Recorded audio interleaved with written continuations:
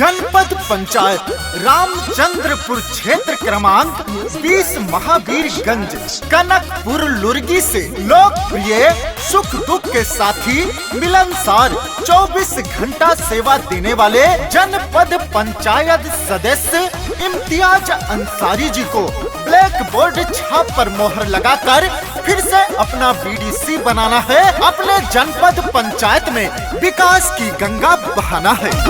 कहती है जनता सारी कर लो मिलके तैयारी, इम्तियाज भैया जीतेंगे फिर से है इनकी बारी। कहती है जनता सारी कर लो मिलके तैयारी, इम्तियाज भैया जीतेंगे फिर से है इनकी बारी।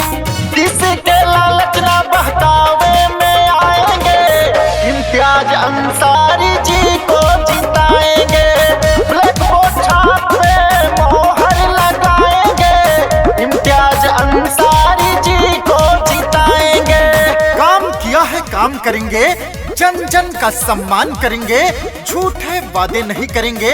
इम्तियाज अंसारी जी बीडीसी के पद पर रहते हुए इम्तियाज अंसारी जी ने लोगों का राशन कार्ड बनवाने का काम किया, पंचायत में नाली निर्माण करवाया, सीसी रोड बनवाया, मिट्टी मुर्म रोड का निर्माण करवाया, पेयजल की सुविधा व व्यवस्था करवाई, खेल सुविधाओं के लिए स्कूल ग्राउंड का समतलीकरण करवाया, बच्चों की सुरक्षा के लिए स्कूल कैंपस में हाता का निर्माण करवाया, सभी तरह के पेंशन योजनाओं का लाभ दिलवाया। सभी बुनियादी काम इम्तियाज अंसारी जी ने अपने पिछले 5 साल के कार्यकाल में करके दिखाया। तो याद रहे, फिर से अपना वोट और आशीर्वाद देकर इम्तियाज अंसारी जी को अपना बीडीसी चुने।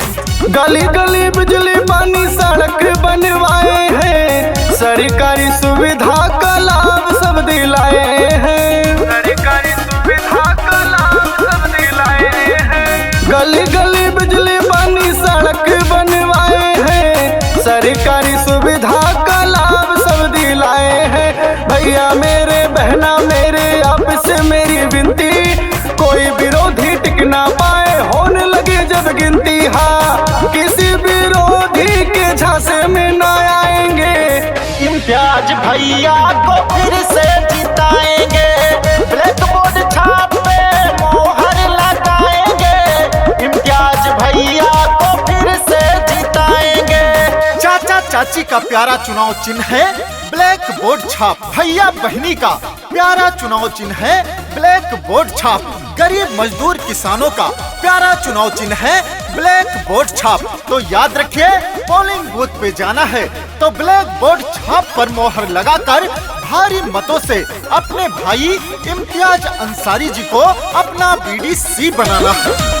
कोई काम रहेगा ना अधूरा, अंजन भैया सब कराएंगे पूरा, अंजन भैया सब कराएंगे पूरा। कोई भी काम रहेगा ना अधूरा, अंजन भैया सब कराएंगे पूरा।